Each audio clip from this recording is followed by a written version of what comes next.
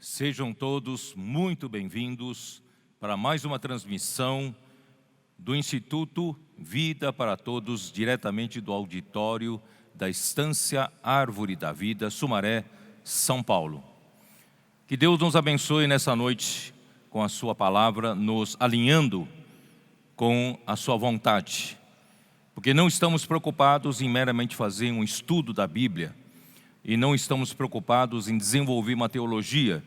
Nós estamos preocupados em ouvir a palavra do Senhor e executá-la, principalmente nesse final dos tempos, que o Senhor possa encontrar uma igreja que esteja à sua disposição por meio da operação do Espírito, levar a cabo tudo aquilo ainda o que falta fazer para que Deus possa cumprir o seu propósito aqui na terra. Hoje de manhã nós falamos um pouco sobre o apóstolo Paulo, que é o autor das duas epístolas ao Timóteo.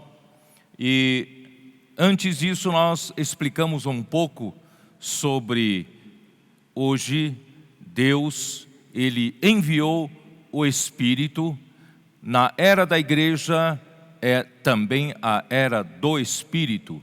E hoje o Espírito foi enviado para operar na igreja, para trabalhar na igreja, preparar a igreja para que possa, no final, a igreja sendo uma igreja gloriosa, uma noiva para casar-se com Cristo nas bodas do Cordeiro relatadas no livro de Apocalipse, capítulo 19. E não encerra aí ainda essa mesma igreja que se casará com Cristo, será também a sua guerreira, o seu exército, juntamente com Cristo, para executar juízo sobre toda rebeldia aqui na terra, toda autoridade que não proceda de Deus, para que todo reino se torne do reino de nosso Senhor Jesus Cristo, estabelecendo o reino milenar, o reino em que Cristo reinará por 1000 anos, juntamente com seus vencedores. E por fim, virá o novo céu, nova terra, nova Jerusalém, onde Cristo entregará o reino a Deus Pai, e Deus será tudo em todos. Portanto, meus queridos irmãos, meus queridos amigos que nos assistem, eu quero dizer para vocês, não estamos preocupados meramente somente com ensinamentos, mas nós queremos que Deus fale conosco e Deus nos use, através do Espírito, execute a sua obra através da nossa obediência à palavra de Deus. Então nós chegamos à mensagem 8, que tem por título Autor, Apóstolo Paulo, a segunda parte. A leitura da Bíblia é segunda epístola de Paulo a Timóteo, capítulo 4, versículos de 6 até 8. Então de manhã, falando com relação à preparação de Paulo, nós havíamos falado que o Espírito hoje foi enviado para administrar todos os bens de Deus. O Espírito é aquele servo mais antigo da casa de Abraão, porque Abraão representava a Deus em Gênesis 24, e aquele servo mais antigo da casa representava o Espírito, e ele administra todos os bens de Deus, da casa de Deus. Portanto, nós estamos na era do Espírito, porque o nosso querido Senhor Jesus Cristo, que é Deus que se fez carne, habitou aqui entre nós, cheio de graça e de verdade. Ele cumpriu a sua parte como Cristo, morrendo por nós na cruz, obediente a Deus para fazer a sua vontade, realizando a redenção por nós. purificando-nos com seu sangue precioso e nos redimiu de volta para Deus. Aleluia. Portanto, nós estamos novamente, prontos para executar a vontade de Deus. E nós estamos na era do Espírito, porque aqueles 120 galileus que estavam em Jerusalém, Deus havia dito para eles esperarem até que do alto seja enviado a promessa do Pai. E a promessa do Pai é o Espírito. Portanto, hoje nós estamos na era do Espírito, porque o Filho, Cristo, hoje foi alçado à direita de Deus, está ali aguardando até que seus inimigos sejam postos por estrado dos seus pés. E Deus então enviou o Espírito da verdade para executar a obra juntamente com a igreja, e nós, como igreja, nós queremos estar à disposição do Espírito, obedecendo ao Espírito. Essa palavra toda que nós estamos ouvindo, queridos irmãos, vem do Espírito. O Espírito hoje fala com as igrejas. Amém. Portanto, Paulo, ele foi separado mesmo antes de nascer. Vamos abrir novamente em Gálatas capítulo 1, versículo 15, que diz assim: quando, porém, ao que me separou antes de eu nascer e me chamou pela sua graça. Graças a Deus que Paulo foi separado por Deus antes de nascer.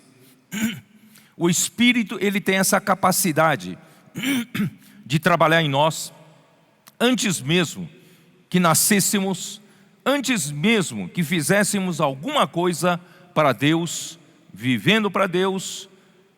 O Espírito é onisciente, ele já sabia de tudo. Ele já conheceu o nosso futuro, já conheceu a nossa vida toda.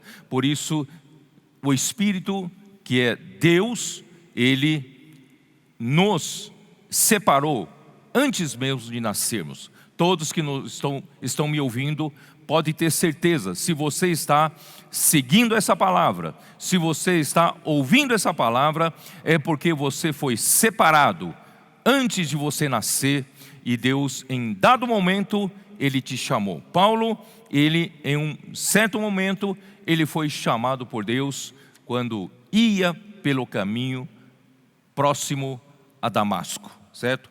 Então nós vamos já esta noite ganhar um pouco de tempo, vamos para Atos capítulo 9, vamos ver o chamamento de Paulo ou de Saulo. Naquele tempo ele chamava-se Saulo. Capítulo 9, versículo 1. Saulo,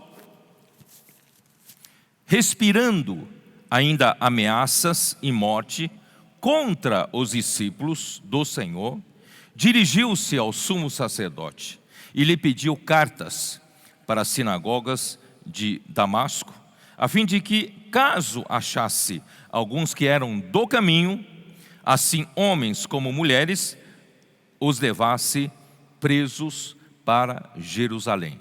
Os do caminho, os cristãos naquela época, os que creram em Jesus naquela época, eram conhecidos como os do caminho. Paulo então pediu autorização para o sumo sacerdote para prender homens e mulheres e os levasse presos para Jerusalém. Seguindo ele, estrada fora, ao aproximar-se de Damasco, subitamente uma luz do céu brilhou ao seu redor, e caindo por terra, ouviu uma voz que lhe dizia: Saulo, Saulo, por que me persegues? Ele perguntou: quem és tu, Senhor? E a resposta foi: eu sou Jesus, a quem tu persegues. Mas levanta-te e entra na cidade, onde te dirão o que te convém fazer. Os seus companheiros de viagem pararam emudecidos, ouvindo a voz, não vendo contudo ninguém. Então se levantou Saulo da terra e, abrindo os olhos, nada podia ver. E guiando-o pela mão, levaram-no para Damasco. Esteve 3 dias sem ver, durante os quais nada comeu e nem bebeu. Queridos irmãos, para quem estava tão convicto da sua crença, né, do seu zelo pelo judaísmo, e de repente ele percebeu que ele era um cego, nada podia ver diante dessa luz tão forte, tão brilhante. Ora, havia em Damasco um discípulo chamado Ananias. Disse-lhe o Senhor numa visão: Ananias, ao que respondeu: eis-me aqui, Senhor. Então o Senhor lhe ordenou: dispõe-te e vai à rua que se chama Direita, e na casa de Judas procura por Saulo, apelidado de Tarso, pois ele está orando. Ele viu entrar um homem chamado Ananias e impor-lhe as mãos para que recuperasse a vista. Ananias, porém, respondeu: Senhor, de muitos tenho ouvido a respeito desse homem, quantos males tem feito aos teus santos em Jerusalém. E para aqui trouxe a autorização dos principais sacerdotes para prender a todos os que invocam teu nome. Mas o Senhor lhe disse: vai, porque este é para mim um vaso escolhido. Vai, porque esse é para mim um vaso, um instrumento escolhido, ou um vaso escolhido para levar o meu nome perante os gentios e reis. Foi a sua principal tarefa, e bem como perante os filhos de Israel. Pois eu lhe mostrarei quanto lhe importa sofrer pelo meu nome. Ele que fez sofrer tantos homens e mulheres que invocavam o nome de Jesus, ele iria sofrer grandemente por causa desse nome. Então Ananias foi, entrando na casa, impôs sobre ele as mãos, dizendo: Saulo, irmão, o Senhor me enviou, a saber, o próprio Jesus, que te apareceu no caminho por onde vinhas, para que recuperes a vista e fiques cheios do Espírito Santo. Irmãos, o Espírito Santo o escolheu para fazer o trabalho que o Espírito quer que ele faça, portanto, lhe encheu do Espírito Santo. Quem quer fazer a obra do Espírito precisa se encher do Espírito.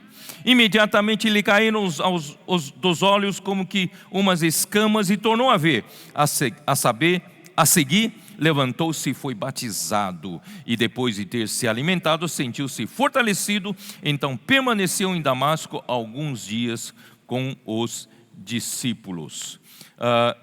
Atos capítulo 3, versículo 14. 3:14.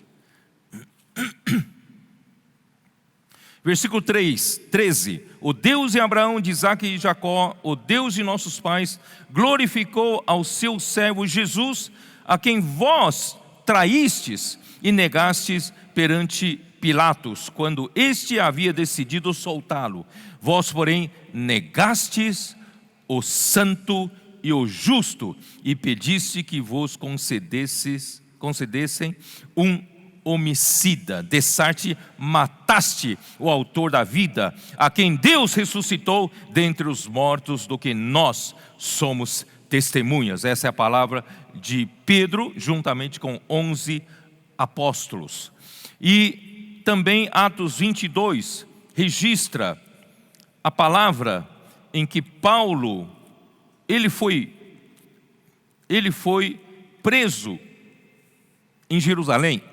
Na verdade, não é necessariamente ele foi preso, ressurgiu um tumulto entre os judeus que vieram da Ásia, o reconheceram e o arrastaram para fora do templo e queriam matá-lo.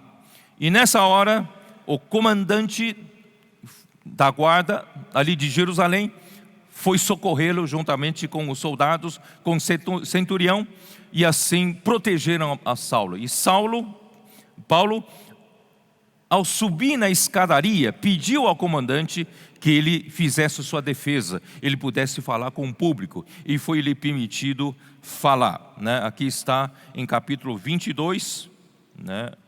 É isso, né? Capítulo 22, vou só ler versículos 14 e 15. Então ele me disse: o Deus de nossos pais de antemão te escolheu para conheceres a sua vontade, veres o justo e ouvires uma voz da sua própria boca. Queridos irmãos, Ananias, quando se encontrou com Saulo, lhe disse essa palavra, tá? O Deus de nossos pais de antemão te escolheu para conheceres a sua vontade. Paulo foi um apóstolo que mais conheceu a vontade de Deus. Para veres o justo, ele foi como nascido fora do tempo. Ele viu a Jesus, ele viu o justo. E para ouvires uma voz da sua própria boca, ele ouviu da boca de Jesus falando com ele. Porque terás de ser sua testemunha diante de todos os homens das coisas que tens visto e ouvido. E agora, porque te demoras, levanta-te, recebe o batismo e lava os seus pecados, invocando o nome dele, né? Então, queridos irmãos, esse foi o apóstolo Paulo, nascido fora do tempo, quer dizer, ele não viu a Jesus fisicamente, mas ele viu a Jesus no caminho para Damasco. Jesus apareceu a ele e continuou aparecendo a ele para mostrar-lhe a vontade de Deus, para mostrar-lhe todos os mistérios da vontade de Deus, os mistérios, né, de Deus, que é Cristo e a igreja. Louvado seja o Senhor. E também 1 Coríntios 15, 8 mostra isso, né? Dá uma olhada em 1 Coríntios 15, versículo 8.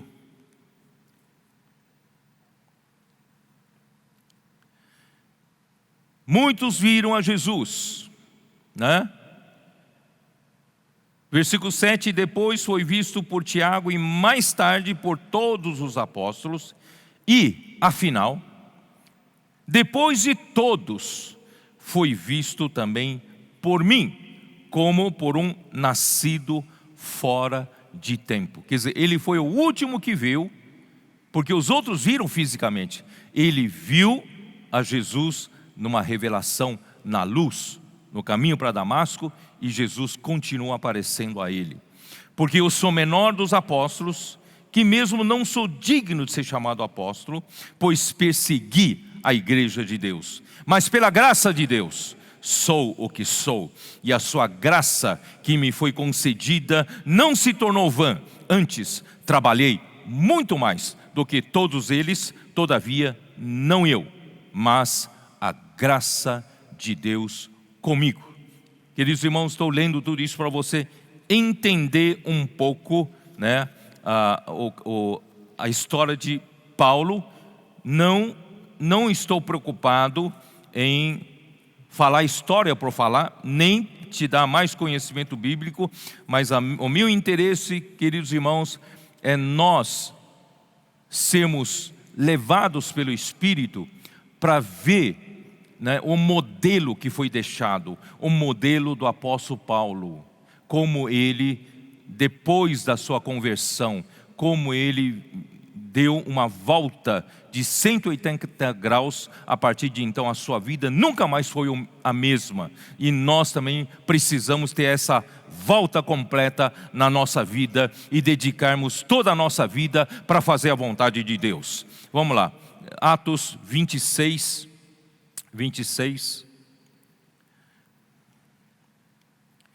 Ele dizia para o rei Agripa, que foi convidado pelo rei Festo, foi convidado pelo governador Festo, ali em Cesareia, e ele mostrando como ele era zeloso pela tradição dos judeus.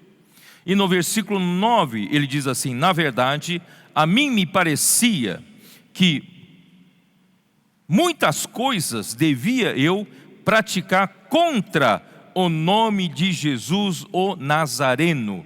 O seu zelo pelo judaísmo, o seu zelo pelas tradições dos seus antepassados, fazia com que ele lutasse com todas as forças contra o nome de Jesus, o Nazareno. Mas graças a Deus, esse Jesus, o Nazareno, apareceu a ele. No versículo 13: ao meio-dia, ó rei, indo eu caminho fora, vi uma luz no céu mais resplandecente que o sol, que brilhou ao redor de mim e dos que iam comigo, e caindo todos nós por terra, ouvi uma voz que me dizia, que me falava em língua hebraica: Saulo, Saulo, por que me persegues? Dura coisa é recalcitrares contra os aguilhões. O que quer dizer isso? Os aguilhões eram uma vara, na ponta havia uma lâmina afiada, era usada essa vara para conduzir os bois para o arado, para arar a terra, para trabalhar. Então, Paulo, no chamamento, Jesus apareceu a ele dizendo: por que você está recalcitrar? Significa, porque você está resistindo e não obedecendo o que Deus quer para você. O condutor do boi está conduzindo você para trabalhar por ele, e você não entendeu ainda. Pare de resistir contra essa vara com a lâmina na ponta.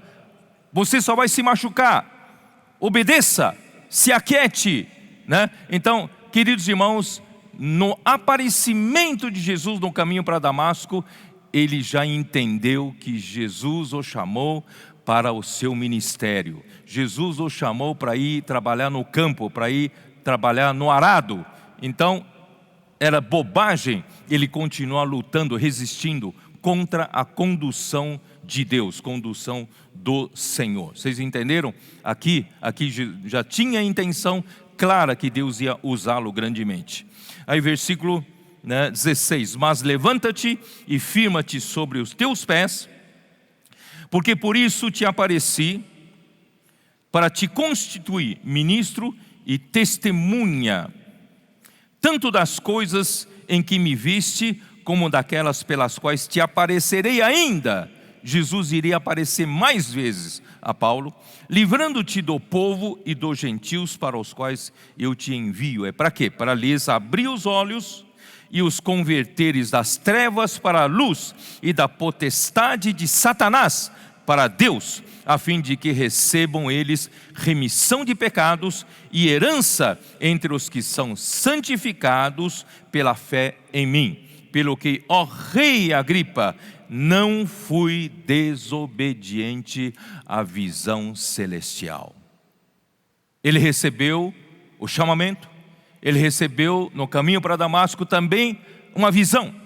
Essa visão vinha do céu, essa visão celestial o governou, o controlou pela vida afora. Daí para frente ele se tornou obediente a essa visão. Nunca mais ele recalcitrou contra os aguilhões de Deus. Ele obedeceu à vontade de Deus. E voltando lá para Gálatas capítulo 1, vamos lá? Senhor Jesus. Versículo 11.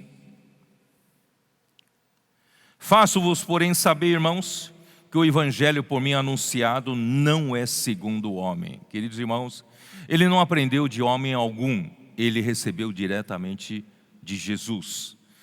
Porque eu não o recebi, nem o aprendi de homem algum, mas mediante revelação de Jesus Cristo. Queridos irmãos, esse é o único apóstolo que pode dizer dessa forma. De fato, Deus revelou através de Jesus todos os mistérios da vontade de Deus. Todos os mistérios, a ele foi revelado de uma maneira tremenda. Porque ouvistes qual foi o meu proceder outrora no judaísmo, como sobremaneira perseguia eu a igreja de Deus e a devastava. E na minha nação, quanto ao judaísmo, avantajava-me, ou superava, né? eu superava a muitos da minha idade, sendo extremamente zeloso das tradições de meus pais. Quando, porém, ao que me separou antes de eu nascer e me chamou pela sua graça, aprouve revelar seu Filho em mim, para que eu o pregasse entre os gentios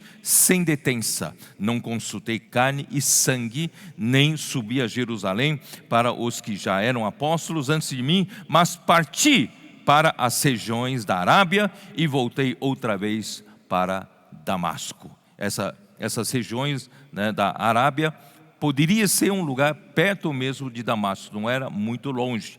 Ele foi e voltou, provavelmente para reciclar a sua visão sobre tudo que ele ouviu falar de Jesus.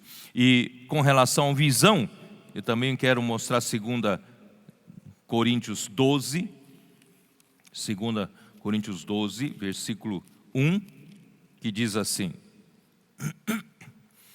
se é necessário que me glorie, ainda que não convém, passarei as visões e revelações do Senhor.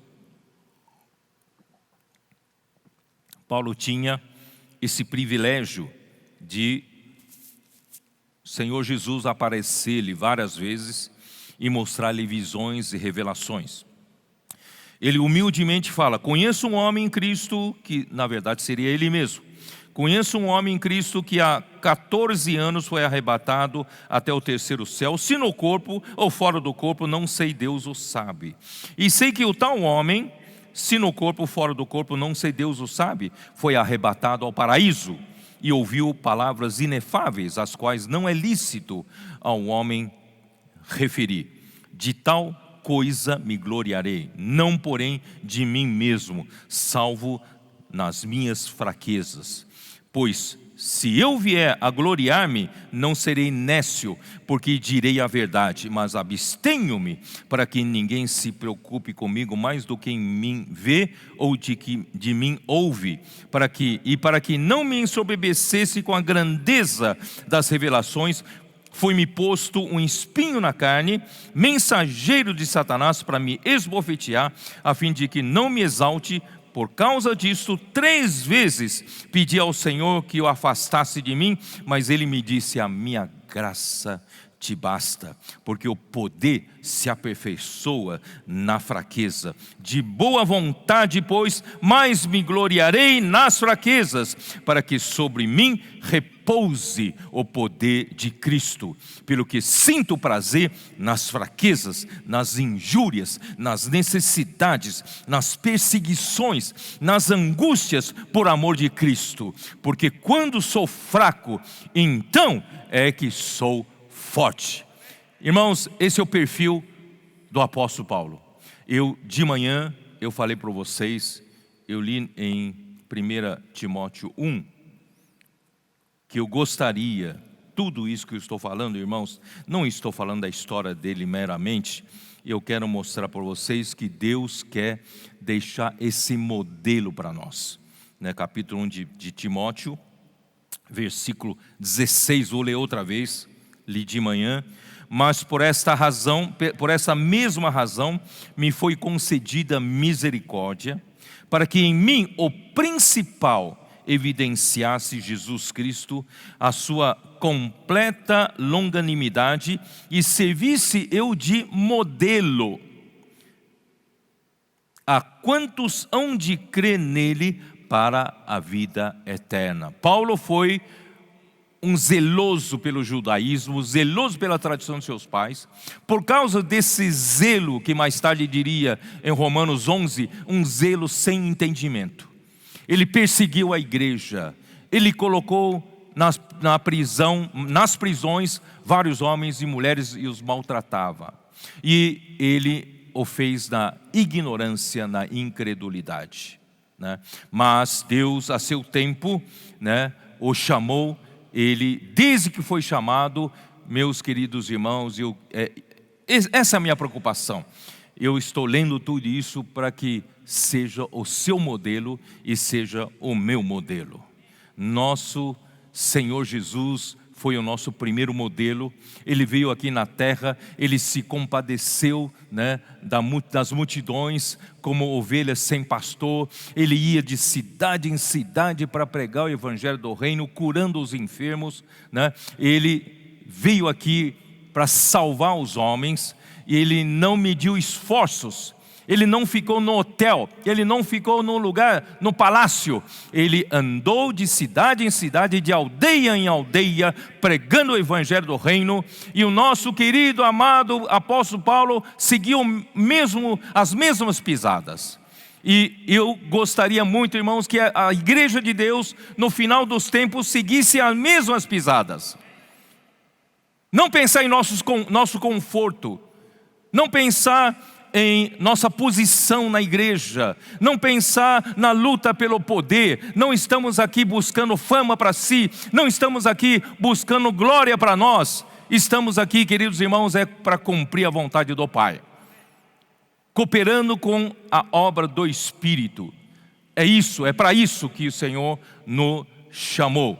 Portanto, irmãos, que o Senhor possa ter misericórdia de nós quando terminar essa pandemia. Irmãos, preparem-se para sair. Vamos sair. De cidade em cidade, de aldeia em aldeia, de bairro em bairro. Vamos pregar esse evangelho. O evangelho completo. Não só da salvação, né, pela graça, mas também introduzir as pessoas na maravilhosa vida da igreja, cuidando, ensinando, para que todos possam ser achados perfeitos em Cristo. Que todos possam terem oportunidade, irmãos, de serem vencedores, serem arrebatados quando Cristo vier. Irmãos, é para isso que nós lutamos. Senhor Jesus. Colossenses 2:2. Ó Senhor Jesus. Então leia com essa ênfase. Eu gostaria de mostrar um modelo para nós todos seguirmos. Capítulo 2, versículo 2 de Colossenses. Para que o coração deles seja confortado e vinculado juntamente com amor, e eles tenham toda a riqueza da forte convicção do entendimento, para compreenderem plenamente o mistério de Cristo, em quem todos os tesouros da sabedoria e do conhecimento estão ocultos. Irmãos, Paulo conheceu os mistérios de Deus, né? E Efésios capítulo 3 mostra mais claramente ainda isso. Vamos abrir em Colossenses 3. Efésios 3. Por esta causa eu, Paulo, sou prisioneiro de Cristo Jesus por amor de vós, gentios, se é que tendes ouvido a respeito da dispensação da graça de Deus a mim confiada para vós outros. Essa palavra dispensação em original grego é oikonomia. Oikonomia é a gestão, a administração da casa de Deus. Deus tem uma casa, Deus tem gestão, Ele está gerenciando, Ele está administrando a sua casa. O Espírito é o administrador, mas Ele precisa de parceiros humanos aqui na terra para cooperar com o Espírito, para gerir as riquezas de Deus na casa de Deus. Portanto, Paulo foi um desses gestores. Paulo foi um desses mordomos. Na época de Paulo, ele foi o principal mordomo, né, das riquezas da graça de Deus. Versículo 3. Pois, segundo uma revelação, me foi dado conhecer o mistério, conforme escrevi há pouco resumidamente, pelo que quando ledes, podeis compreender o meu discernimento no mistério de Cristo. Irmãos, o mistério é uma coisa difícil de você saber, de você conhecer. Se Deus não revelar, você nunca vai conhecer. Graças a Deus, Jesus revelou esse mistério ao nosso querido apóstolo Paulo, e ele transmitiu para nós. né? o qual em outras gerações não foi dado conhecer aos filhos dos homens, como agora foi revelado aos seus santos apóstolos e profetas no Espírito, a saber que os gentios são co-herdeiros, membros do mesmo corpo e coparticipantes da promessa em Cristo Jesus, por meio do Evangelho, do qual fui constituído ministro conforme o dom da graça de Deus a mim concedida, segundo a força operante do seu poder. A mim, o menor de todos os santos, me foi dada esta graça de pregar aos gentios o evangelho das insondáveis riquezas de Cristo e manifestar qual seja a dispensação do mistério, a administração desse mistério, como o gerenciamento desse mistério desde os séculos, oculto em Deus que criou todas as coisas. Qual é o resultado na gestão desse mistério? Para que pela igreja a multiforme sabedoria de Deus se torne conhecida, né? Agora dos principados e potestades nos lugares celestiais. Eles vão ver o que Deus está fazendo, segundo o eterno propósito que estabeleceu em Cristo Jesus, nosso Senhor. Graças a Deus, irmãos, aqui na terra alguém recebeu essas revelações. Se Paulo não tivesse recebido essas revelações, conhecido esses mistérios, queridos irmãos, nós estaríamos no escuro ainda. Mas graças a Deus não estamos no escuro. Nós estamos caminhando por essa palavra profética, essa linha da revelação de Deus. E Colossenses 1, versículos 24 e 25, irmão Ezra também já enfatizou aqui, eu vou só mencionar, Colossenses 1, 24, agora me regozijo nos meus sofrimentos por vós e preencho o que resta das aflições de Cristo na minha carne, a favor do seu corpo, que é a igreja. Então, queridos irmãos, Paulo, ele sofria, na verdade, preenchendo o que falta para a edificação do corpo de Cristo, né, a favor do seu corpo, que é a igreja. Então, não são sofrimentos porque Paulo fez alguma coisa errada, então ele está sofrendo. Não, ele sofre por causa do corpo de Cristo, por causa da igreja, da qual me tornei ministro, de acordo com a dispensação, a economia, o gerenciamento, a administração da parte de Deus. Queridos irmãos, Deus não é um Deus assim, sem plano, sem administração, não. Nosso Deus é um Deus de economia, nosso Deus é um Deus de plano, nosso Deus é um Deus de administração. Ele está gerindo. Ele hoje enviou o seu servo mais antigo da casa, que é o Espírito, está gerindo todos os seus bens, administrando todos os seus bens. Versículo 25, da qual me tornei ministro, de acordo com a dispensação da parte de Deus, que me foi confiada a vosso favor, para dar pleno cumprimento à palavra de Deus. Irmão Ezra já explicou para nós, aqui é para completar a palavra de Deus. A completação aqui, irmãos, se refere à revelação. Sem a revelação da palavra de Deus, sem Paulo ter completada a revelação dos mistérios de Deus, irmãos, nós estaríamos no escuro, não saberíamos a que viemos e para onde vamos. Mas graças a Deus, hoje nós temos essa revelação que veio de Paulo. Portanto, irmãos, eu vou repetir o que disse hoje de manhã.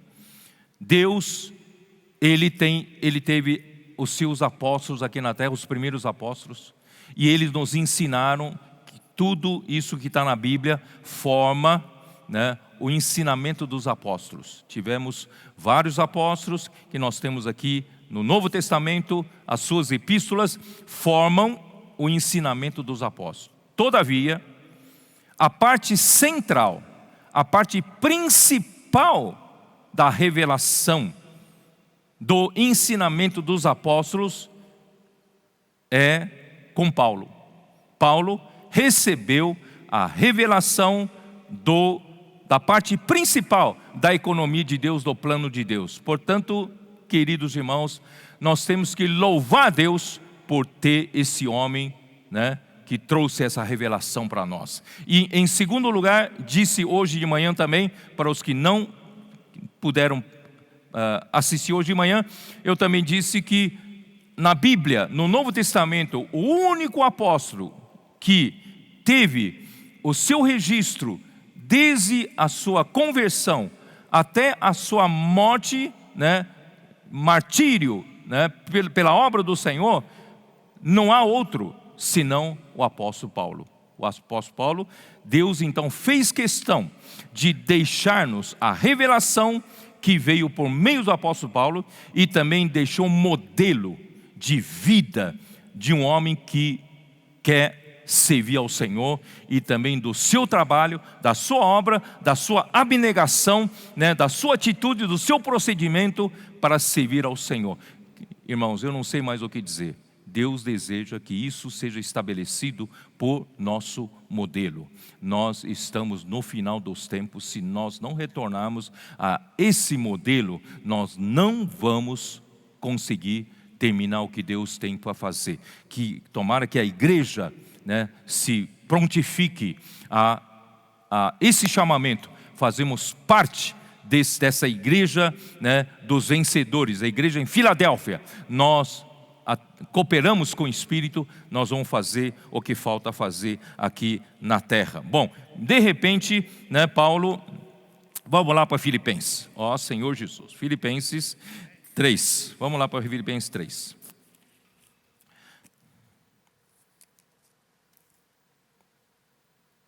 Filipenses 3, no versículo 3. Vou para o versículo 4, para ganhar tempo. Bem que eu poderia confiar também na carne. Se qualquer outro pensa que pode confiar na carne, eu ainda mais. Circuncidado ao 8º dia, da linhagem de Israel, da tribo de Benjamim, hebreu de hebreus, quanto à lei, fariseu, quanto ao zelo, perseguidor da igreja, quanto à justiça que há na lei, irrepreensível. Então, quanto ao judaísmo, Paulo não tinha o que pôr a mais nem tirar. Ele era um homem perfeito, um padrão perfeito para um que seguia o judaísmo. Mas o que para mim era lucro, isso considerei perda por causa de Cristo. Sim, deveras considero tudo como perda por causa da sublimidade do conhecimento de Cristo Jesus, meu Senhor, por amor do qual perdi todas as coisas e as considero como refúgio. Antigamente, todas aquelas coisas, ele era um dos melhores alunos de Gamaliel. Com relação à justiça da lei, ele era irrepreensível. Ele era um fariseu, era a seita mais rigorosa da religião judaica. Quer dizer, ele era hebreu de hebreus, quer dizer, o seu pai é hebreu, sua mãe é hebreu. Ele foi circuncidado ao 8º dia, genuinamente, obedecendo a palavra de Deus, a lei de Deus. Quer dizer, ele era um perfeito judeu. Mas tudo aquilo, o seu futuro no judaísmo, quem sabe ele já fazia parte do concílio, já fazia parte, ele fizesse parte dos principais homens que tomam decisão na religião judaica, ele tivesse um futuro brilhante. Mas tudo isso ele considerou como refúgio, ele considerou como esterco, ele considerou como lixo, mas por causa da sublimidade do conhecimento de Cristo Jesus, meu Senhor. Quando ele viu a visão, quando ele conheceu o Senhor, tudo mudou na vida dele, certo? Por amor do qual perdi todas as coisas. De fato, ele não só perdeu o amor dos judeus para com ele, não só perdeu a admiração do povo judeu para com ele, mas ele se tornou inimigo número 1 do judaísmo, dos judeus. E as considera como refúgio para ganhar a Cristo. Eu estou aqui paguei todo o preço que for para ganhar a Cristo e ser achado nele, não tendo justiça própria que procede de lei, senão a que é mediante a fé em Cristo, a justiça que procede de Deus, baseada na fé. Ó Senhor Jesus. Só para vocês terem uma ideia, o chamamento de Paulo, do Saulo, no caminho para Damasco, deve ter acontecido por volta do ano 36. Por volta do ano 36. Eu, consultando os livros da história, provavelmente ele tivesse por volta de 30 anos de idade, quando foi chamado no caminho para Damasco. E quando Senhor Jesus, ele então começou a sua luta. Quando eu expliquei sobre Timóteo, vocês viram, eu mostrei na Galácia quanta luta, quanta perseguição, não é isso? Ele sofreu na primeira viagem, ele foi lá em Listra mesmo, ele foi apedrejado e tido como morto. Vocês se lembram disso? Ele foi perseguido em todas as cidades, ele foi perseguido grandemente, Ele sofreu muito já na primeira viagem de Paulo, e provavelmente lá em Listra, por causa desse testemunho, ele tivesse ganho uma família, a família de Timóteo, da avó Lóide e também da mãe Eunice. A família se converteu, e o jovem Timóteo talvez estivesse na primeira viagem em torno de 15 anos de idade. E na segunda viagem, quando Paulo passou novamente por Icônio e Listra, os de Icônio e de Listra davam bom testemunho do jovem Timóteo, mas esse jovem Timóteo, assim que começou a acompanhar Paulo, já viu os sofrimentos de Paulo. Todo lugar ele era perseguido, todo lugar levantava-se tumulto contra ele, todo lugar procuravam matá-lo. Quer dizer, era uma vida do cão, desculpe me falar dessa forma. Então foi uma vida muito difícil, e Timóteo acompanhou tudo lá na Galácia, certo? E foi para Derbe, e na volta Derbe, Listra, Icônio e Antioquia da Pisídia, ali estabelecendo presbíteros. Aí depois daquilo, a terceira viagem. Bom, então ele não teve mais tranquilidade, nunca mais teve conforto na vida por causa do nome de Jesus, porque lhe importava sofrer muito por causa desse nome. Ó Senhor Jesus. Então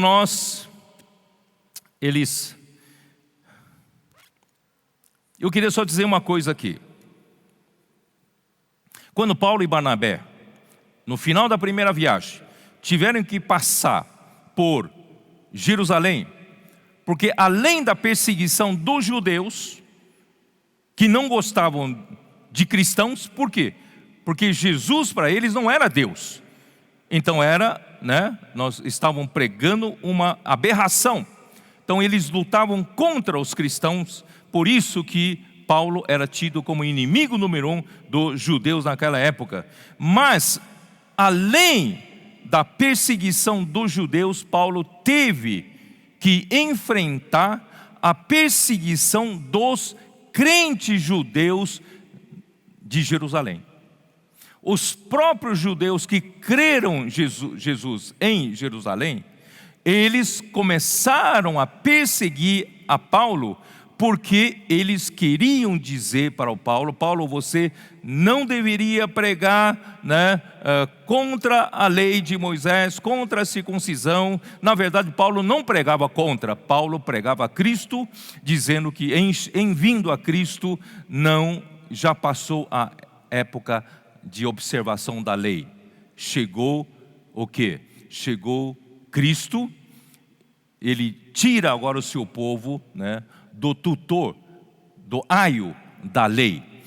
Mas os judeus estavam todos arraigados pelo judaísmo, mesmo os crentes judeus. Até mesmo Pedro teve dificuldade de ir até a casa de Cornélio e levar a palavra para a conversão dos gentios, quando Deus fez descer de um grande lençol os animais né, quadrúpedes imundos, e disse: Pedro, pega, mata e come. Ele disse: Senhor Jesus, de jeito nenhum, nunca entrou na minha boca qualquer coisa imunda. Quer dizer, o próprio Deus que estava falando para ele matar e comer, ele rejeitou, tanto que era o conceito forte do judaísmo. Portanto, queridos irmãos, quando no livro de Gálatas, Paulo descreve quando, antes de chegar os da parte de Tiago, de Jerusalém, Pedro ainda estava com os crentes gentios, comendo com eles. Mas quando deram notícia, chegaram os judeus da parte de Tiago, de Jerusalém, Pedro então se dissimulou. Ele saiu de perto dos gentios e foi só para ficar perto dos judeus, né? Queridos irmãos, isso mostra que o judaísmo estava arraigado mesmo nos crentes, principalmente nos crentes lá em Jerusalém e na Judéia.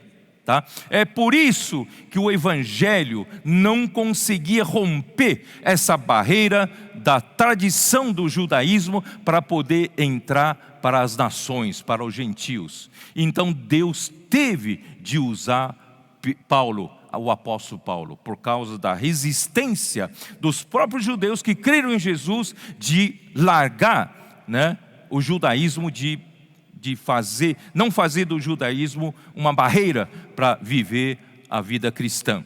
Então, quando esses nós chamamos de judaizantes, judeus, crentes judeus, mas que querem a observação da lei de Moisés e também querem pregar a circuncisão, foram para a região da Galácia, foram para a região onde Paulo seguia de cidade em cidade pregando o Evangelho, para dizer que não basta apenas crer em Jesus para ser salvo. Era necessário que eles observassem a lei de Moisés e circuncidassem.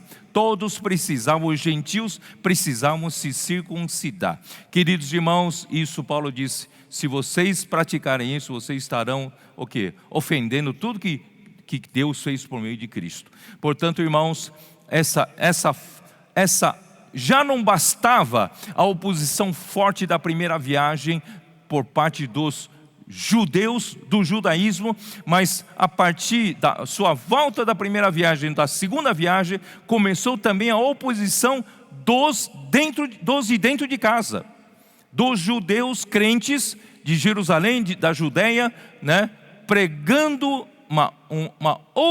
um outro ensinamento nas igrejas gentias. Imagina só, Paulo já tinha uma pressão dos judeus, agora tem a segunda pressão dos judaizantes, que também o fez sofrer muito. Queridos irmãos, a vida de Paulo não foi fácil, não foi fácil. Ó Senhor Jesus, por isso que Paulo e Barnabé tiveram que resolver o problema dos judaizantes em Jerusalém, e aquilo foi mais ou menos anos 50, só para vocês se situarem no tempo, tá? Anos 50. E ali ficou claro em Atos, Atos 15, não é isso? Em Gálatas 1 ali, vamos ver, acho que está em Gálatas, não é isso? Gálatas 2, dá uma olhada, Gálatas 2,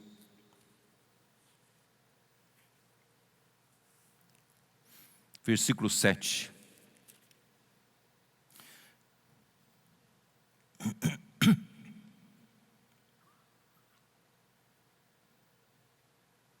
Eu vou ler para vocês entenderem um pouco melhor, tá bom? Eu vou ler a partir do versículo 1. 14 anos depois, subi outra vez a Jerusalém com Barnabé, levando também a Tito.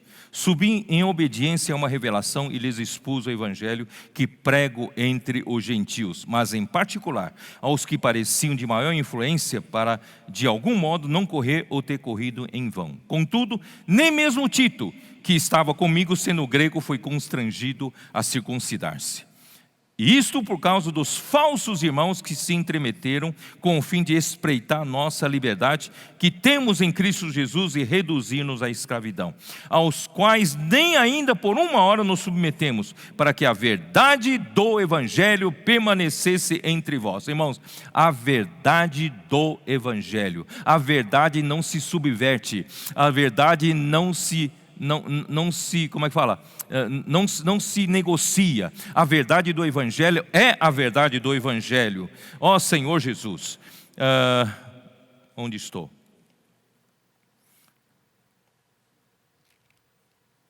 E quanto àqueles que pareciam ser de maior influência, quais tenham sido outrora, não me interessa, Deus não aceita a aparência do homem. Esses digo que me pareciam ser alguma coisa, nada me acrescentaram. Antes, pelo contrário, quando viram o evangelho da incircuncisão, me fora confiado como a Pedro ou da circuncisão. Irmãos, uma coisa boa, que eles reconheceram que havia um ministério da incircuncisão confiado a Paulo, assim como o ministério da circuncisão foi confiado a Pedro. Esse reconhecimento, irmãos, foi muito importante, pois aquele que operou eficazmente em Pedro para o apostolado da circuncisão, também operou eficazmente em mim para com os gentios. E quando conheceram a graça que me foi dada, Tiago, Cefas e João, que eram reputados colunas, me estenderam a mim e a Barnabé a destra de comunhão. Isso também é importante, estenderam a destra de comunhão para Paulo e Barnabé, a fim de que nós fôssemos para os gentios e eles para a circuncisão, recomendando somente que nos lembrássemos dos pobres, e também me esforcei por fazer. Quer dizer, o encargo central de Paulo era com a economia de Deus, mas como houve essa recomendação, ele se esforçou em fazer, tá bom? Então, graças a Deus por tudo isso, né? E também Gálatas capítulo 1, aqui mostra que com a influência dos judaizantes, isto é, dos crentes judeus, que traziam, né, uma inverdade, dizendo que não bastava crer em Jesus para ser salvo, era necessário a circuncisão e também observância da lei de Moisés. Isso confundiu a cabeça dos gálatas. Então eu só quero rapidamente exemplificar um pouco o sofrimento de Paulo. Os gálatas tinham origem celta, eles eram de origem celta, e de origem celta, o povo de origem celta era impulsivo e inconstante. Eles eram precipitados, respondiam rápido, né, com impulso, mas também eles eram inconstantes, né? Por causa de uma enfermidade, Paulo ele ficou retido na Galácia. Sabia disso? Paulo pregou o evangelho na Galácia por causa de uma enfermidade, né? Isso, capítulo 1, versículo 6, eu acho. Vamos ver. Versículo 6 diz assim, espera aí.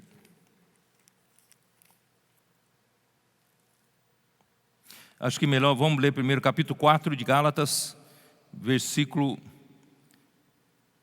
13. E vós sabeis que vos preguei o evangelho a primeira vez por causa de uma enfermidade física. Por causa dessa enfermidade é que Paulo parou aquele lugar para se tratar e pregou o evangelho aos Gálatas. E posto que a minha enfermidade na carne vos foi uma tentação, contudo não me revelastes desprezo nem desgosto. Desgosto aqui é repugnância. Então a enfermidade de Paulo muito provavelmente seja nos olhos, e devia estar com uma aparência repugnante, mas os gálatas não levaram isso em consideração, não se sentiram, né, desprezo e nem com repugnância. Antes me recebestes como anjo de Deus, como o próprio Cristo Jesus, né? Que é feito, pois, da vossa exultação, pois vos dou testemunho de que, se possível fora, teríeis arrancado os próprios olhos para mos dar. tornei-me porventura vosso inimigo por vos dizer a verdade? Quer dizer, de repente vocês eram 80 por mim, e de repente vocês se afastaram de mim por causa desses judaizantes que vieram perturbar vocês e trazendo outra verdade, né? Então, queridos irmãos, eles eram inconstantes, eram impulsivos. Quando receberam o evangelho de Paulo, eles foram totalmente com Paulo, mas quando vieram os judaizantes para falar outra coisa, eles foram influenciados e logo eles deixaram Paulo de lado, né? Por isso que fala: tornei-me porventura vosso inimigo por vos dizer a verdade? Os que vos obsequiam não o fazem sinceramente, mas querem afastar-vos de mim, para que o vosso zelo seja em favor deles. Eles querem puxar a sardinha para o lado deles, eles querem o favor de vocês para o lado deles. Por isso que eles estão influenciando vocês para me abandonar, para me desprezar, tá? Capítulo 1, versículo 6. Admira-me que estejais passando tão depressa daquele que nos chamou da graça de Cristo para o outro evangelho, o qual não é outro, senão que há alguns que vos perturbam e querem perverter o evangelho de Cristo. Mas ainda que nós, ou mesmo um anjo vindo do céu, e vos pregue evangelho que vá além do que vos já temos pregado, seja anátema. Assim como já dissemos e agora repito: se alguém vos prega que vá além daquele que recebesse, seja anátema. Ó Senhor Jesus.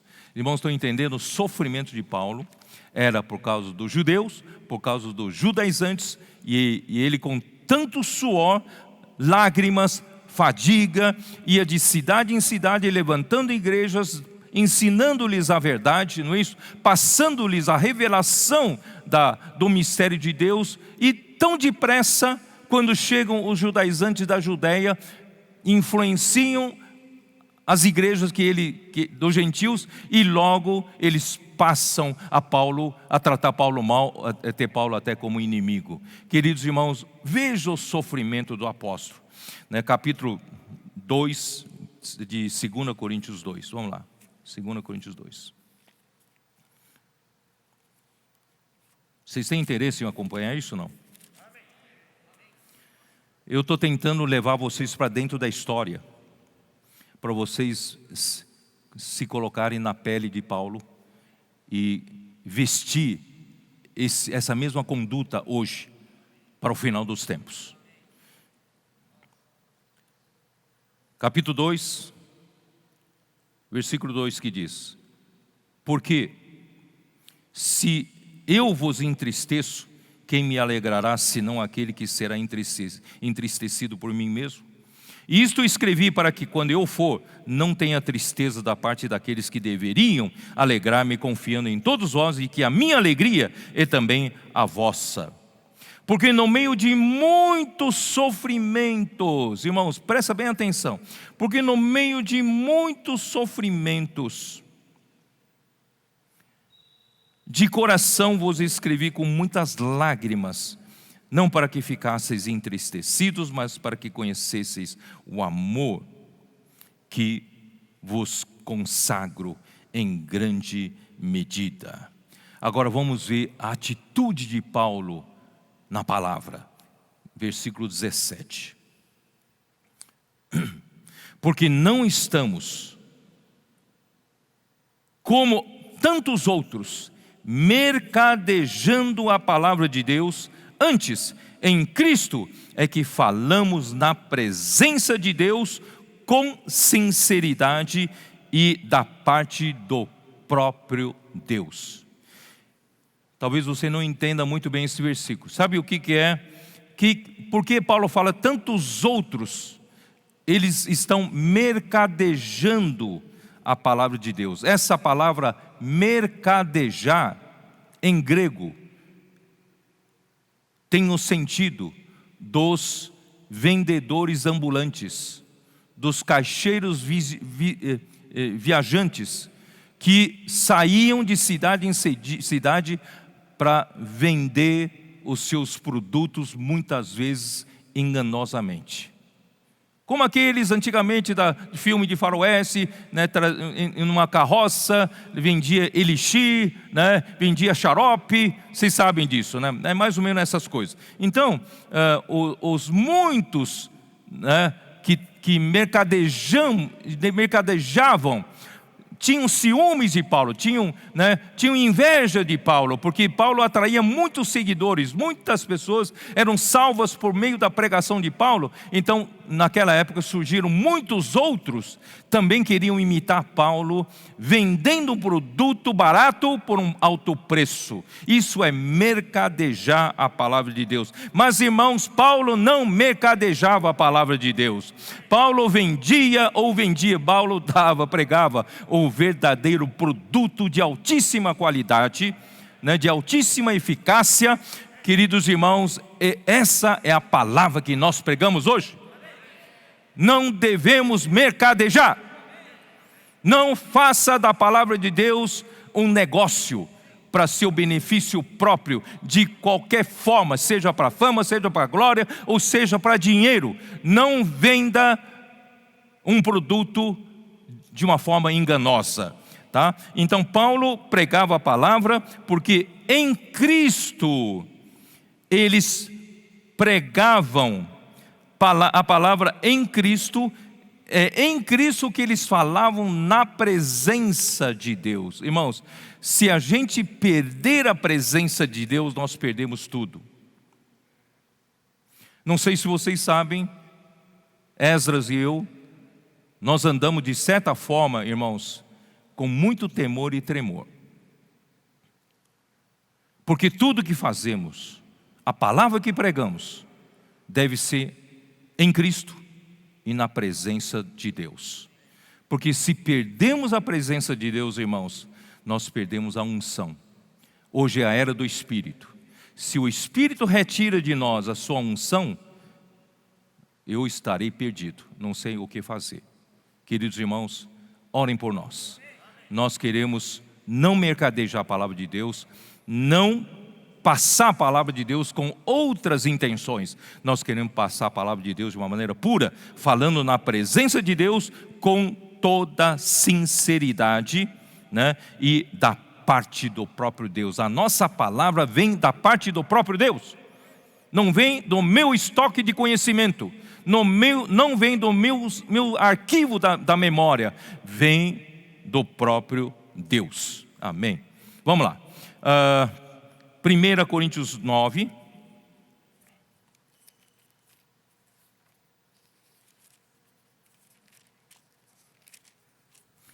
Coríntios 9, versículo 7. Quem jamais vai à guerra à sua própria custa? Quem planta a vinha e não come do seu fruto? Ou quem apacenta um rebanho e não se alimenta do leite do rebanho? Porventura falo isto como homem? Ou não o diz também a lei?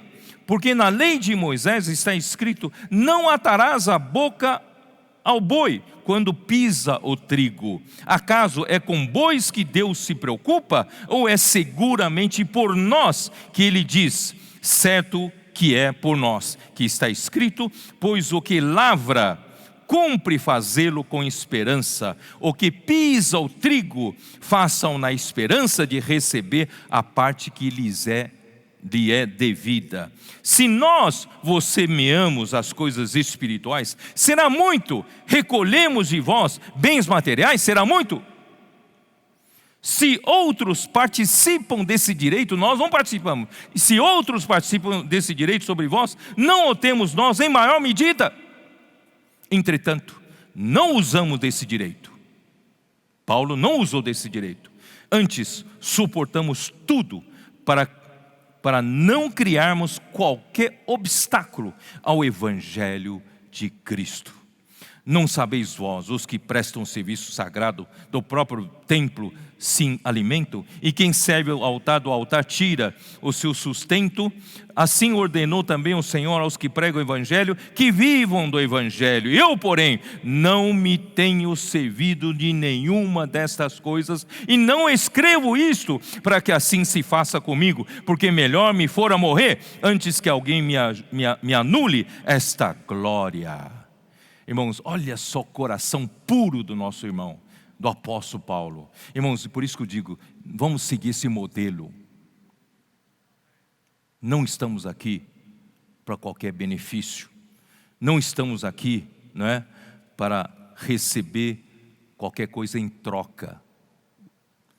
Mas Paulo fazia de tudo para não se achar pesado financeiramente para as pessoas que recebiam o Evangelho. Se anuncio o Evangelho, não tenho de que me gloriar, pois sobre mim pesa esta obrigação, essa responsabilidade. Porque ai de mim se não pregar o Evangelho. Mas se eu faço de livre vontade, tenho galardão. Irmãos, é o galardão que nós buscamos. Hoje nós não buscamos glória e nem dinheiro dos homens, mas irmãos, eu quero o galardão. Não é errado buscar galardão. Vocês acham que não querem, né? E eu quero o galardão. Mas se constrangido, é então a responsabilidade de um dispenseiro que me está confiada. Neste caso, qual é o meu galardão? É que evangelizando proponha de graça o Evangelho para não me valer do direito que ele me dá, porque sendo livre de todos, fui escravo de todos a fim de ganhar o maior número possível, né? Eu não vou ler tudo porque não dá para ler tudo. Vou só ler o finalzinho. Assim, versículo 26. Assim corro também eu, não sem meta, assim luto, não como desferindo golpes no ar, mas esmurro o meu corpo e eu reduzo a escravidão para que, tendo pregado a outros, não venha eu mesmo a ser desqualificado. Irmãos, essa atitude é louvável. Eu quero esse modelo. Quero seguir esse modelo. Nada buscando para mim, irmãos, e também cuidando-me para que eu não seja desqualificado pregando para os outros. 2 Coríntios capítulo 11, vamos lá? 2 Coríntios capítulo 11, versículo 7. Cometi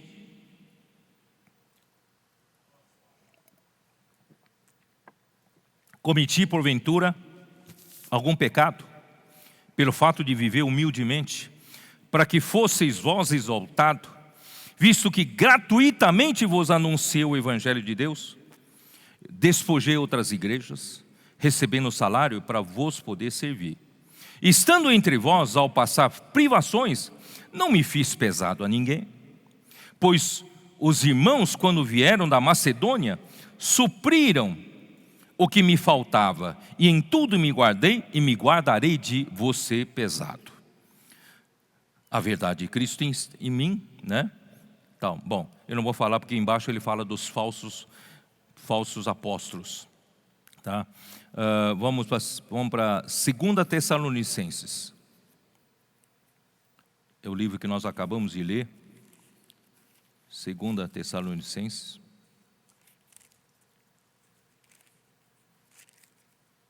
Capítulo 3, versículo 7. Pois vós mesmos estáis cientes do modo porque vos convém imitar-nos.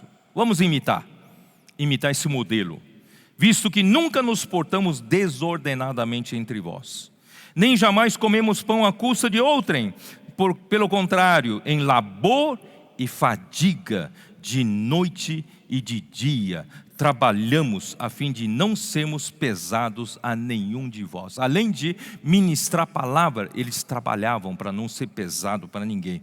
Não porque não tivéssemos esse direito, mas por termos em vista oferecer-vos exemplo em nós mesmos para nos imitardes.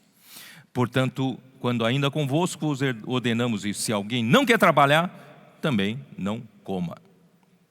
Capítulo 2 de 2 Coríntios, capítulo 4, 2 Coríntios, versículo 2.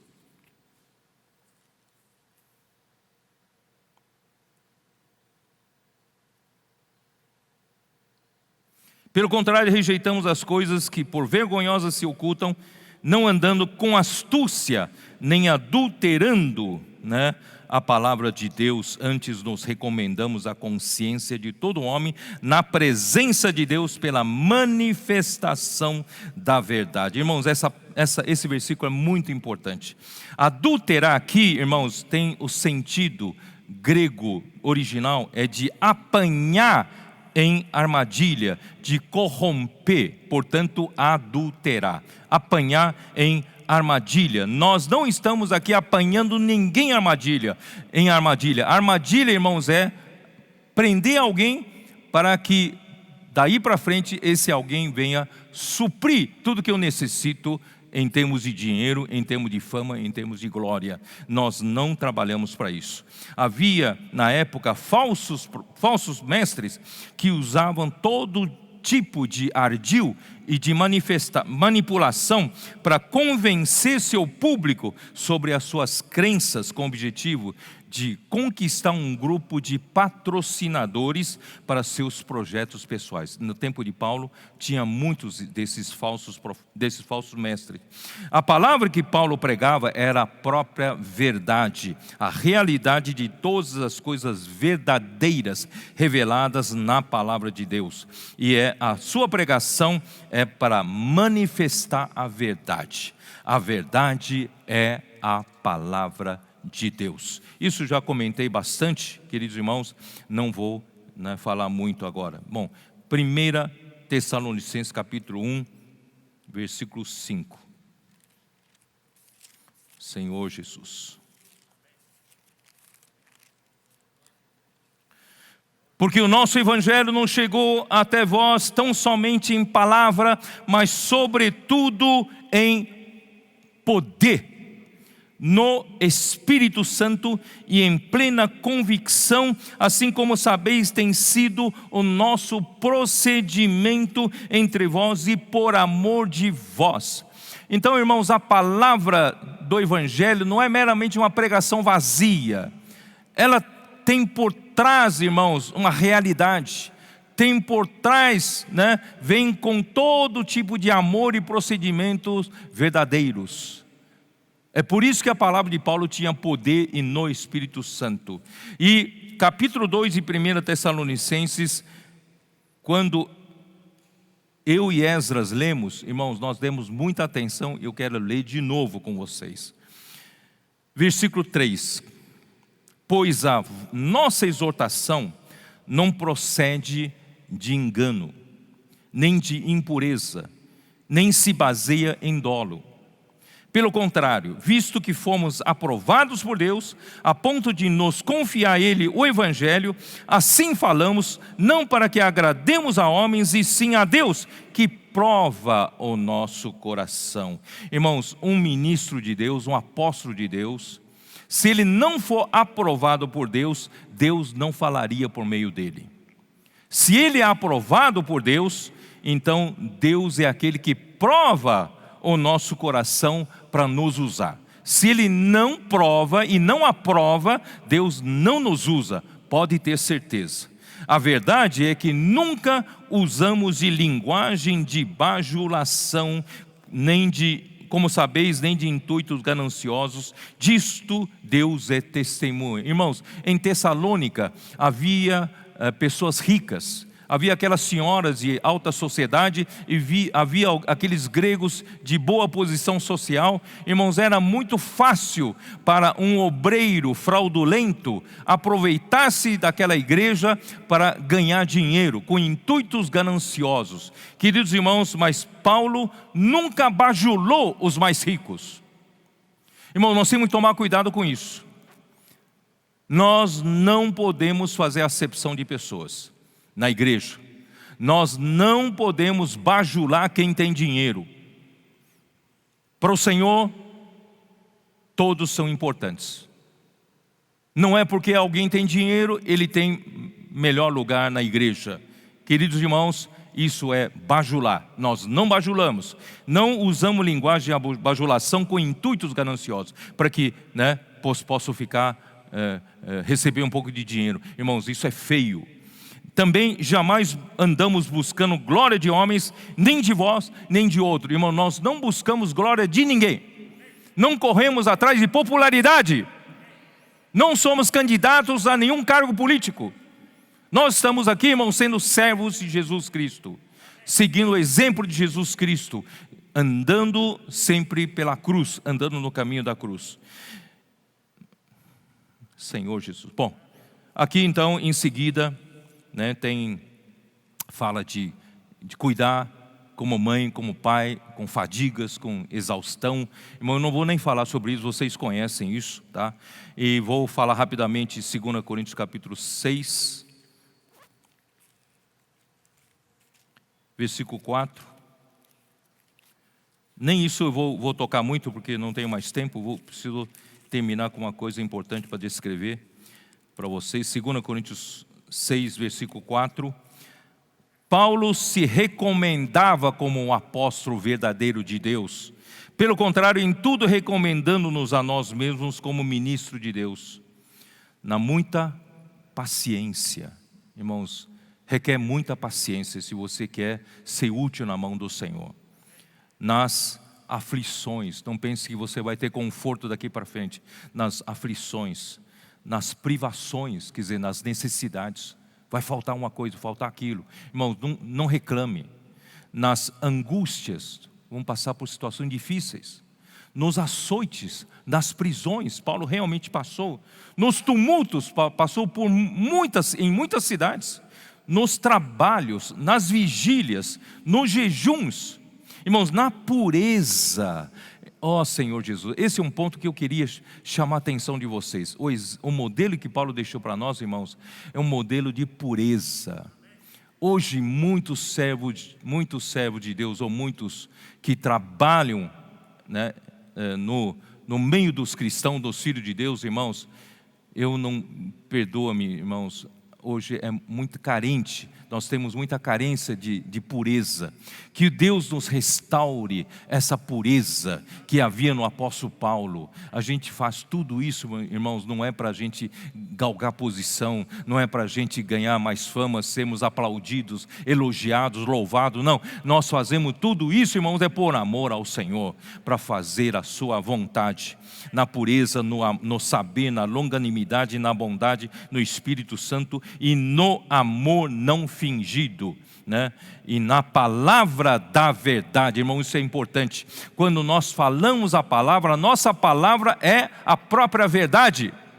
A nossa palavra tem que carregar a verdade de Deus para as pessoas. A nossa palavra tem que conduzir, veicular a realidade de Deus às pessoas.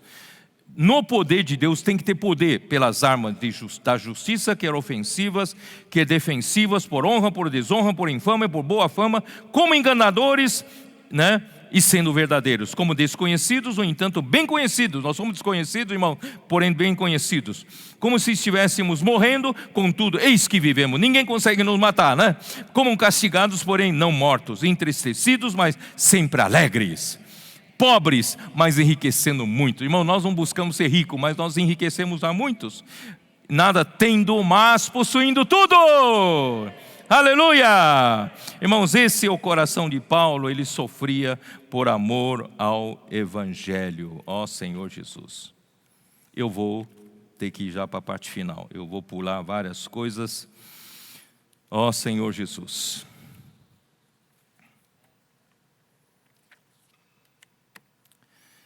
Eu já falei, eu queria falar um pouco sobre a partida de Paulo. Pode não? Vamos falar um pouco da partida de Paulo. Paulo, na sua primeira carta ao Timóteo, ele o advertiu de que já havia a degradação entrando na igreja. Tanto é que alguns dos seus cooperadores foram atrás, se desviaram da verdade, foram atrás desses ensinamentos diferentes, essas filosofias, gnosticismos, mitos judaicos, ascetismo. Muitas dessas coisas começaram a surgir na igreja, degradando a igreja. Então Paulo deixou Timóteo ali para não que não ensinem diferentemente, senão a economia de Deus na fé. Portanto, queridos irmãos, eu tenho um pedido para Deus nos guardar. Houve a degradação na igreja, e graças a Deus, irmãos, houve a restauração. E nós estamos num ponto muito bom. Deus tem restaurado muitas coisas entre nós. Não estamos aqui mais falando palavras vazias. Não estamos mais aqui lutando pelo poder, disputando posição. Graças a Deus, a unidade entre nós, a unanimidade, não é isso? A cumplicidade entre nós é admirável. Os grupos cristãos olham para nós, como vocês conseguem isso? É a obra do Espírito Santo. Deus trabalhou muito entre nós e nos levou até um ponto muito bom da igreja em Filadélfia. A realidade da igreja em Filadélfia, irmão, finalmente está começando a surgir aqui entre nós. Temos que dar graças a Deus. Mas, irmãos, eu tenho uma preocupação da gente voltar para trás. Nós não podemos voltar para trás. Não podemos deixar, irmãos, que os ensinamentos diferentes nos corrompam. Nós não podemos, irmãos. Por isso, esses 4 anos, graças a Deus, as igrejas têm sido fiéis em seguir a palavra profética. E a palavra profética, de fato, tem feito a obra de Deus. A palavra profética tem feito milagres. A palavra profética tem trabalhado entre nós, trabalhando em nossa unidade e unanimidade, né? Um só de coração, um de alma. Graças a Deus as coisas estão acontecendo, né? Os 7 Espíritos estão atuando, as coisas... Para quem tem pequena força, pouca força, o Senhor está fazendo grandes coisas, graças a Deus. Por quê? Porque por causa da nossa pureza, por causa de tudo aquilo que o Senhor já restaurou, né, entre nós. Nós saímos da disputa pela posição, saímos de invejas, contendas, competições, né, comparações, graças a Deus, de críticas, maledicências. Nós saímos de tudo aquilo e hoje nós estamos todos juntos, lutando uns com os outros, orando uns pelos outros, para nós juntos podermos chegar lá.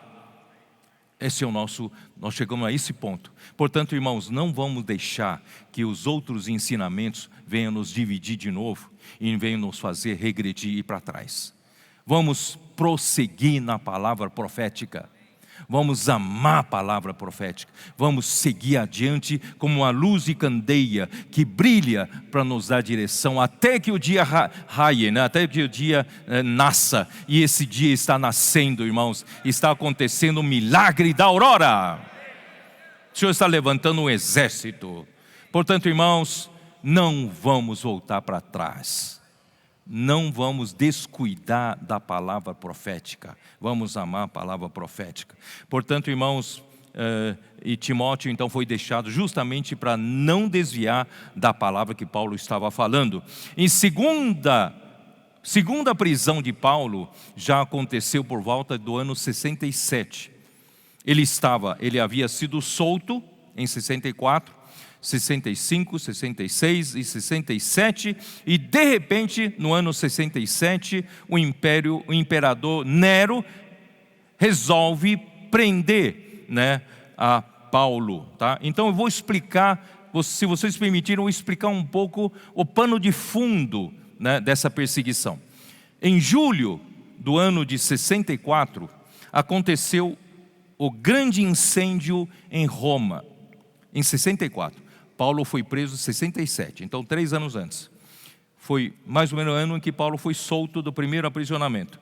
Então, em julho, ali foi, né, o grande incêndio que destruiu Roma, né, queimou por 6 dias e 7 noites. Das 14 áreas de Roma, somente 4 áreas permaneceram intactas. Todas as demais pegaram fogo. Portanto, sejam palácios, sejam templos, sejam monumentos, sejam mansões, sejam habitações de pobres, foram todos destruídos pelo fogo. Resultado, muito sofrimento por parte do povo, muitas enfermidades, muito desamparo dos doentes, muita miséria. Imagina só, hoje, né, com a pandemia, muita gente perdeu o emprego, não tem como se... Imagina no incêndio. né? Além de queimaduras e morte e enfermidades, né? Pragas, mas se tornou horrível viver em Roma. Acredita-se que foi Nero que deu ordens para incendiar Roma. Razão provável, ele queria incendiar e reconstruir uma cidade com grande esplendor. Ele intencionava, com essa nova cidade, colocar o nome dele, tirava o nome de Roma, colocaria o nome dele. Mas a sua popularidade, por causa dessa miséria, essa situação caótica em que deixou depois do incêndio, a popularidade dele estava lá embaixo, Então, ele acabou seu sonho. Então, ele resolveu culpar os cristãos. Por quê? Porque na época havia impopularidade por parte dos cristãos, por parte dos judeus e por parte dos gregos que não se converteram cristãos. Isto é, os judeus, ser cristão, para eles era o quê? Era uma traição contra Deus, contra a lei de Deus, contra as tradições. E para os gregos, seria aceitar uma religião estranha, de um só Deus. E eles criam em muitos deuses, politeísmo. Então, tanto os judeus, eles não gostavam dos cristãos, também os gregos, né? Os gregos pagãos também não gostavam dos cristãos. Portanto, o imperador Nero achou essa saída e pôs culpa nos cristãos para poder ele se safar dessa responsabilidade. Então, os cristãos foram sacrificados para aplacar a fúria popular e apaziguar as divindades ofendidas. Para eles, as divindades foram ofendidas, por isso que houve esse incêndio. Iniciou-se então a perseguição oficial aos cristãos com requintes de crueldade. Não sei se vocês leram na história. Os cristãos eram costurados nas peles de animais selvagens e jogados para os cachorros. Os cachorros despedaçavam os cristãos. Outros eram vestidos com tecidos embebidos de material combustível, inflamável, usados e seriam colocados numa estaca, eram chamadas de tochas vivas, eram colocadas nas praças para iluminação pública de noite. Os cristãos eram vestidos de um tecido inflamável, tocavam fogo e aquele fogo queimava a noite inteira para iluminar a praça.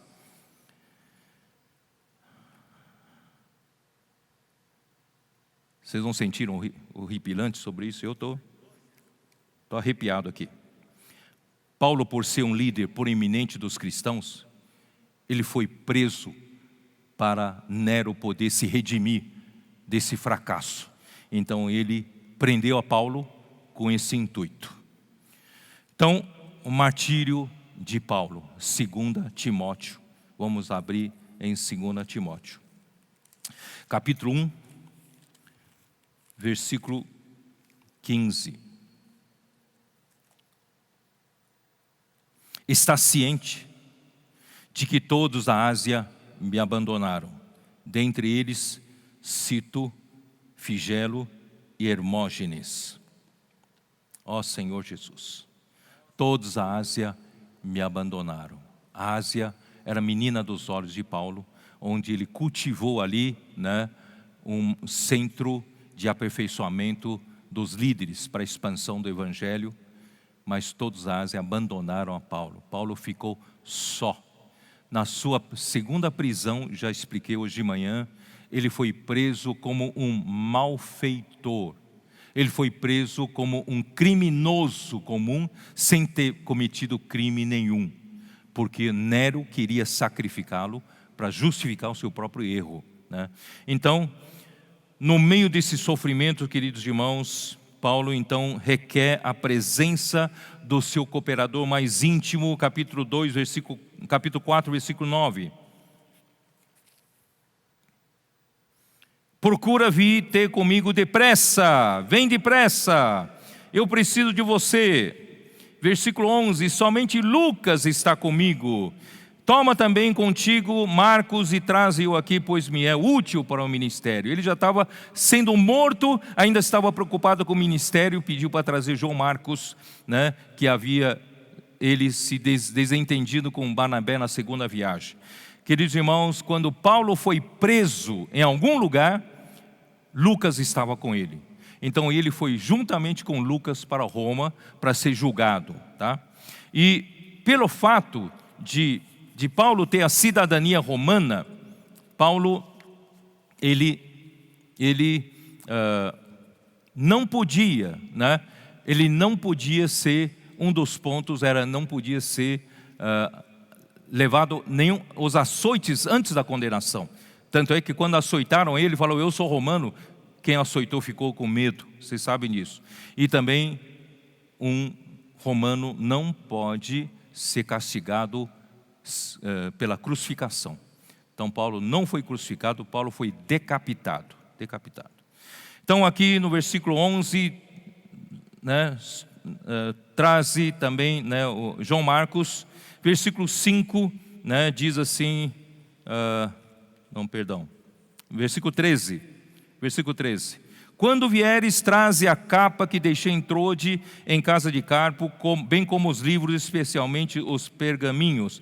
Irmãos, Paulo, na segunda prisão, ele estava em calabouço das prisões romanas. Lugar úmido, frio, né, tudo formado por pedras, e certamente era um lugar sujo, e não ia aguentar passar o inverno naquele frio. Ele estava passando por muito frio, e ele pediu que Timóteo trouxesse a capa. Essa capa, irmãos, é para ele passar menos frio, tá? Ó Senhor Jesus, eu não sei como dizer para vocês, eu não consigo transmitir o meu sentimento. Quando eu estava preparando essa palavra, quando cheguei a esse ponto, irmãos, eu sou muito difícil de chorar, principalmente em público. Mas, irmão, o Espírito me tocou tanto que eu chorei. Alguém tão fiel, alguém que entregou a sua vida em prol do Evangelho, alguém que deu tudo, pagou o preço máximo. Ó Senhor Jesus, que Ele seja o nosso modelo. Versículo 16. Na minha primeira defesa, ninguém foi a meu favor. Antes todos me abandonaram. Que isso não lhe seja posto em conta. Irmãos, Paulo ficou sozinho. Por ser romano, por ser cidadão romano, Paulo tinha direito a ser julgado pelo tribunal do império, do imperador. Ele tinha esse direito. Então a primeira defesa foi feita num tribunal. E ele, olha só, ele diz assim: ninguém foi a meu favor, né? Todos me abandonaram. Aí versículo 13, mas o Senhor me assistiu e me revestiu de forças, para que por meu intermédio a pregação fosse plenamente cumprida, e todos os gentios a ouvissem, e fui libertado da boca do leão. Sabe o que é isso? Não tinha ninguém a favor dele. Sabe qual era a acusação? A acusação de que ele participou do incêndio da cidade de Roma. E só tinha testemunhas falsas dizendo que ele participou, ou ele ordenou. Mas ninguém foi a favor dele, porque esse julgamento não é mais julgamento da perseguição dos judeus. Agora é o imperador que o estava acusando. Irmãos, não tinha ninguém para depor a favor dele, mas o Senhor lhe assistiu. O Senhor lhe deu forças. O Senhor ainda usou essa última ocasião, irmãos, perante reis. Quem sabe o imperador estivesse lá, perante os oficiais, perante os cidadãos ali, gentios, todos tiveram que ouvir o Evangelho. Ele foi libertado da boca de leão, quer dizer, ele não foi condenado na primeira audiência, mas na segunda ele foi. Aí o que ele fala? Ele fala, Paulo fala para Timóteo, versículo 21. Apressa-te a vir antes do inverno. Eu estou com frio, traga a capa. Procura vir no inverno, antes do inverno. E eu quero ver você, quero ver a sua face. Eu quero que você me console, a sua presença me conforta. Então, olha só a intimidade que ele tinha com Paulo. Irmãos, quando eu chego aqui eu penso, meu Deus do céu, um homem que serviu tanto o Senhor, um homem que dedicou a vida dele em sacrifício, em entrega total para a obra do Espírito, para a obra do Senhor, e no final os homens abandonam ele, os seus cooperadores o abandonam, né? Eu fico pensando a solidão de Paulo nessa hora. Irmãos, graças a Deus, eu descobri que Deus providenciou um conforto. Dá uma olhada em capítulo 1, versículo 16. Um nome que é até difícil de falar. Conceda o Senhor misericórdia à casa de Onesíforo. Você acha que não pronunciou muitas vezes esse nome, né? Onesíforo. Quem é Onesíforo? Conceda misericórdia à casa de Onesíforo, porque muitas vezes me deu ânimo e nunca se envergonhou das minhas algemas. Irmãos, certamente muitos dos seus cooperadores se fugiram por causa da sua prisão, fugiram das suas algemas, mas Onesíforo não só não fugiu, porque se você visitasse Paulo em Roma, capaz de ser preso também e ser morto. É ou não é? Eles estavam prendendo todos os cristãos, perseguindo, matando, né? Antes, tendo ele chegado a Roma, me procurou solicitamente até me encontrar. Ele ficou procurando aqui, procurando ali, onde Paulo ficou preso, tal, procurou, até que achou. Não teve medo de ser preso, não. Versículo 18. O Senhor lhe conceda naquele dia achar misericórdia da parte do Senhor, e tu sabes melhor do que eu quantos serviços me prestou ele em Éfeso. Irmãos, do nada, todo mundo abandonou ele. E alguns dos cooperadores, um está ali, outro está lá, não é isso? Vamos continuar lendo aqui, ó. Vou ler para vocês, a partir, capítulo 4, versículo 9. E procura vir ter comigo depressa, porque Demas, tendo amado o presente século, me abandonou e se foi para Tessalônica. Tessalônica estavam aqueles homens mais ricos. Amar o presente século, irmão, certamente acaba amando o dinheiro.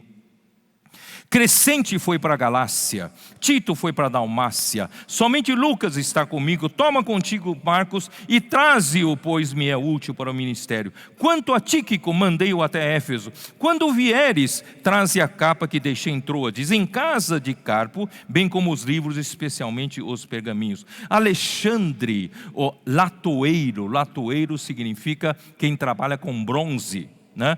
Causou-me muitos males. Irmãos, eu quero entender, existe uma possibilidade de Alexandre ter sido um desses que denunciaram a Paulo, dizendo para o imperador Nero para prender a Paulo, porque Paulo estaria em tal lugar.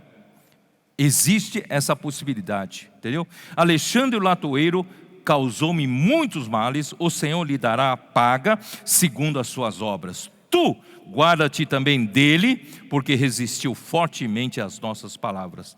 Na minha primeira defesa ninguém foi ao meu favor, antes todos me abandonaram. Que isso não lhe seja posto em conta, mas o Senhor me assistiu. Eu já li isso aí, não é isso? O Senhor me livrará também de toda obra maligna e me levará salvo para o seu reino celestial. A ele glória pelo século dos séculos, amém. Dá uma olhada no versículo 19, não acabou não. Versículo 19, saúda Prisca e Áquila e a casa de Onesíforo. Olha só quem é Onesíforo. Deus preparou na hora mais difícil do apóstolo para confortar o seu coração. Erasto ficou em Corinto, quanto a Trófimo deixou doente em Mileto. Apressa-te vir antes do inverno. Eubulo te envia saudações, o mesmo fazem Prudente, Lino, Cláudio e os irmãos todos. O Senhor seja com teu espírito, a graça seja convosco. Então, irmãos, chegou o momento. Quanto a mim, versículo 6, quanto a mim,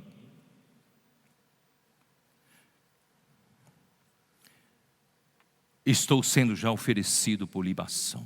Libação, irmãos, se refere ao derramamento de sangue. Era uma oferta onde se derramava o vinho, mas na verdade refere-se derramamento de sangue. Então Paulo estava derramando o seu sangue, sendo oferecido como uma libação. E o tempo da minha partida é chegado. Combati o bom combate. Completei a carreira, guardei a fé. Já agora, a coroa da justiça me está guardada, aleluia. A coroa da justiça me está guardada, a qual o Senhor, reto juiz, me dará naquele dia. E não somente a mim, mas também a todos quantos amam a sua vinda. Irmão, nós somos dessa última geração, nós somos os trabalhadores de última hora, nós amamos a volta do Senhor, nós somos daqueles que amam a vinda do Senhor. Ó Senhor Jesus. Portanto, irmãos, eu vou ler o que eu escrevi no final. O injusto tribunal de Nero foi usado para Deus encerrar a sua longa e cansativa jornada e dar-lhe o seu merecido descanso. A missão de Paulo está terminada. O seu legado das maravilhosas revelações dos mistérios de Deus, temos a honra de desfrutar através da palavra profética e praticar para completar a obra de Deus. Somos aqueles que amam a sua vinda. Eu quero também acrescentar aqui, não escrevi, o legado de Paulo é que o Evangelho se expandiu por toda a terra pelo seu ministério. O Evangelho não só foi para Galácia, foi para Cilícia, Galácia, foi para Ásia e foi para Macedônia, Acaia, chegou a Roma. Eu creio que foi para a Espanha. O Evangelho, irmãos, através do ministério de Paulo, abriu para o mundo todo. Embora entrasse a degradação da igreja, mas de qualquer forma Deus usou para que o Evangelho espalhasse pelo mundo todo. Hoje, no Brasil, o Evangelho chegou também, e nós hoje podemos dizer para o Senhor: Senhor, embora sejamos do terceiro mundo, não temos complexo de vira-lata. Nós sabemos a nossa posição, nós sabemos que o Senhor nos escolheu para sermos essa igreja em Filadélfia, para encerrar esta era. Queridos irmãos, queridas irmãs, que o Senhor nos desperte para essa responsabilidade. A responsabilidade é nossa. Que tomemos por modelo o modelo de Paulo. Daqui para frente, queridos irmãos, nunca mais pensamos em folgas, nunca mais pensamos em conforto para nós.